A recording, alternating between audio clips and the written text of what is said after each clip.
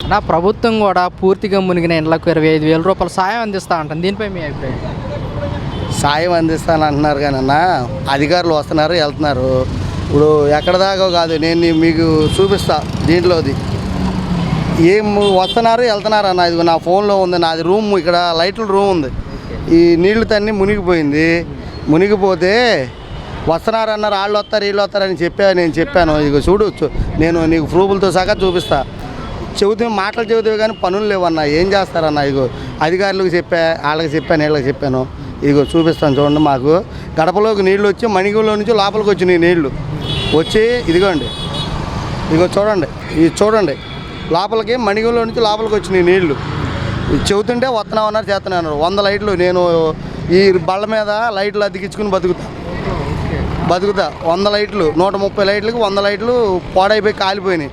Board ఒకటి 5,000, 5 బోర్డులు పోయినాయి మొత్తం. ఇదిగోండి దీంట్లో ఉండే ఈ వీడియోలతో సహా వస్తున్నారు వెళ్తున్నారు. అలా తిరిగాము, ఏమీ లేదు. ఏదో చెబుతున్నారు ఇస్తున్నాం అంటున్నారు. ఇప్పుడు రేషను ఈ ఊళ్ళో తెచ్చిన అన్నాలు అవన్నీ పంచారు చేశారు, ఇస్తామంటున్నారు. ఇప్పుడు నేను వరద బాధితుడిని. కాకపోతే ఏంటంటే మాకు మైనస్, అందరికీ పేట అంతా మునిగిపోయింది. నాకు ఆల్రెడీ శనివారం నాడే నాకు ఇక్కడ మునిగిపోయింది. ప్రభాస్ కాలేజ్ వెనకమాల. ప్రభుత్వం ఏదో స్పందించింది ఇస్తామని అంటున్నారు కానీ ఇచ్చేది ఏదో ఇచ్చేస్తామని ఈ బియ్యం మట్టికి పంపిస్తారు కదా, దాని ధరలు వాళ్ళు పంపించిన మట్టి సగ్గా పంచుతున్నారు. భారీగా వరద వచ్చింది, మొత్తం నీట మునిగిన దానికి 25,000 ఇస్తా అని చెప్పేసి కూడా ప్రభుత్వం చెప్పడం జరుగుతుంది. ఏమంటారు? ఏమి ఇస్తారండి, ఇచ్చే వాళ్ళకు ఎక్కడ పోయి మునిగిపోయిందని ఇవ్వటం లేదు, మునిగిపోయిన వాళ్ళకు ఇస్తున్నారు. అది ఏం న్యాయమో అర్థం కావటం లేదు. ఎక్కడ మునిగిపోయింది అది చూసుకొని ఇచ్చేది ఒక పద్ధతి ఉంటుంది. అక్కడ మునిగిపోయిన ఇవ్వకుండా మునిగిపోయిన వాళ్ళకు అన్నీ పొందుతున్నారు. అది ఏం పద్ధతి అనేది? వాళ్ళు పోయి మునిగిపోయి ఇల్లు పడి అన్నీ సామాన్లు పోయినాయి, చాలా ఇబ్బంది పడుతున్నారు. మునిగిపోయిన వాళ్ళకు అన్నీ పొందుతున్నారు. ఎక్కడ న్యాయం ఉంది, ఎక్కడ ప్రభుత్వం అర్థం కావట్లా. అది ప్రభుత్వం మరి నిర్ణయం తీసుకోవడం మంచిదే అని అంటారా? తీసుకుంటే మంచిదే.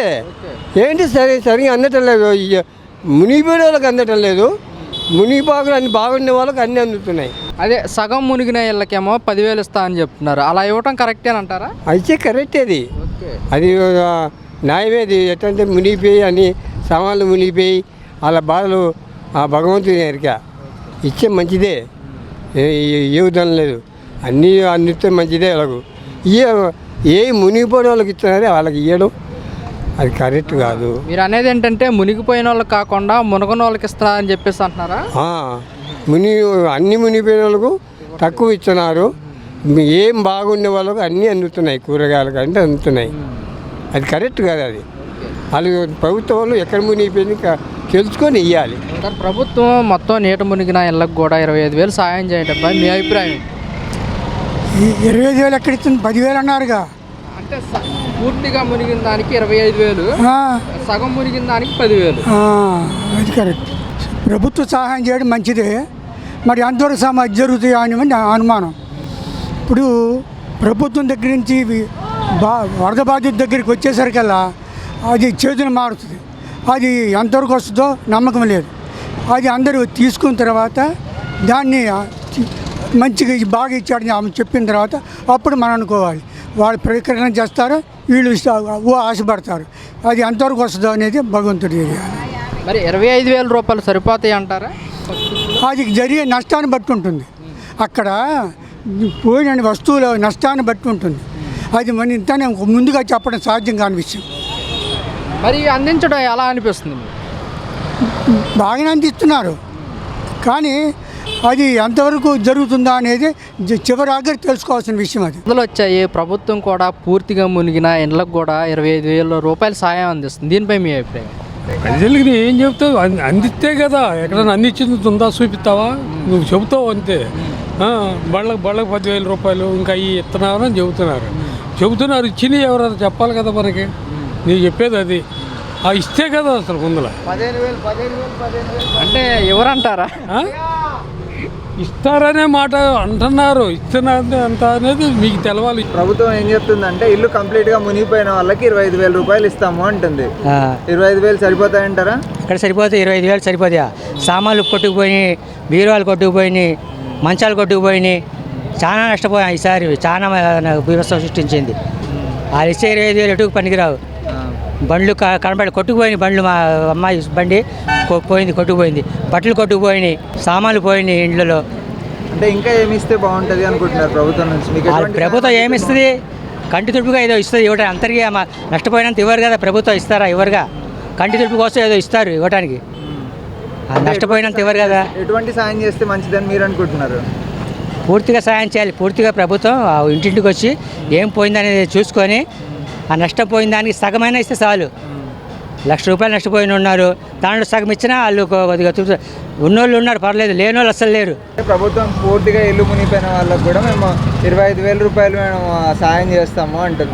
ప్రస్తుతానికి అయితే రాస్తున్నారు, అది అంతే ఏంటనేది మాకైతే తెలియదు. ఇంకా 25,000 రూపాయలు ఇస్తామన్నారు. ఆ బళ్ళు మునిగిపోయిన వాళ్ళకేమో ఇన్సూరెన్స్ అని అన్నారు.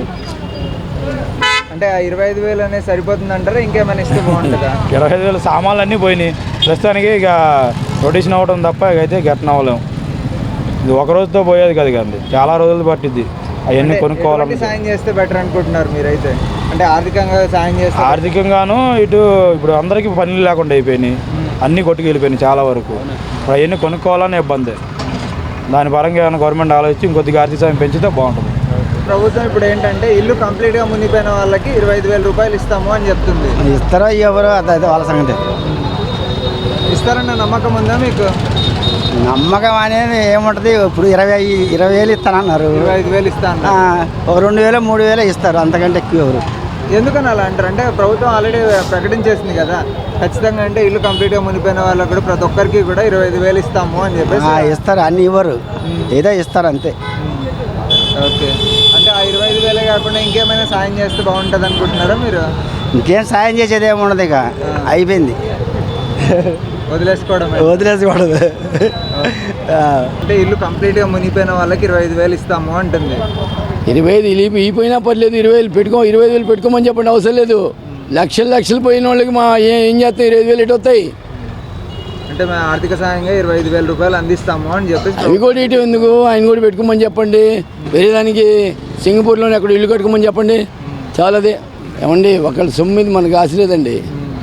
మనం దేవుడిని నమ్ముకున్న వాళ్ళం, కష్టపడ్డవాళ్ళం ఏంటి, కష్టం మీద ఆధారపడతాం. కానీ వీళ్ళు 1000 ఇచ్చారనుకోండి, నాకు 70 లక్షలు పోయినాయి. ఎవరిని అడుకోవాలి? ఎవరు హీరో ఏంటి? భగవంతుడు పోగొట్టాడు, వాడే ఇస్తాడని నమ్మకం, అంతే. సార్, ప్రభుత్వం కూడా పూర్తిగా నిన్న ఇళ్ళకి మట్టికి 25,000 రూపాయలు అందిస్తామని కూడా చెప్పడం జరిగింది. దీనిపై మీ అభిప్రాయం? అది ఇచ్చేవారు గ్యారంటీ లేదు, ఇస్తారు, అది ఎప్పటికి వస్తాయో తెలియదు. నా షాప్ ఉంది, 3 లక్షలు మెడికల్ షాప్ మా అబ్బాయిది, మొత్తం మునిగిపోయింది, సరుకు మొత్తం పాడైపోయింది, పాడేసి దేనికి పనికిరాదు. ఆ పళ్ళ కొట్టు వారం రోజులు వ్యాపారం చేశా, 30,000 లాసు, నాకు ఎవరో ఇప్పుడున్న పరిస్థితుల్లో మరి 25,000 రూపాయలు ఇస్తే సరిపోతుందంటారా? ఇప్పుడు 3 లక్షలకి 25,000కి ఎంత తేడా ఉంది? చాలా తేడా ఉందిగా. అది ప్రభుత్వం కూడా మొత్తం మునిగిన ఇళ్ళకి కూడా 25,000 రూపాయలు సాయం అందిస్తుంది. దీనిపై మీ అభిప్రాయం? ఏం చేస్తాం, కష్టం అంతా కొట్టిపోయి ఉన్నారు కదా, ఏం చేస్తాం? అంతకి సముదాయం మొత్తం బీరువాలు కొట్టిపోయి అన్నీ పోయాక ఇస్తున్నారా? ఎవరో ఇదిగా ప్రభుత్వం ఇస్తే 1,00,000 రూపాయలు ఇస్తారు వాళ్ళు. ఎవరన్నా ఇంటికి 2 లక్షల దాకా పోయింది. మా ఇంటికి మొత్తం కూలరు, ఫ్రిడ్జ్ అన్నీ పోయినాయి, మంచాలు గించాలు అన్నీ పోయినాయి, మోటార్లు పోయినాయి. ఒకే 1,00,000 రూపాయలు పోయింది మాకు.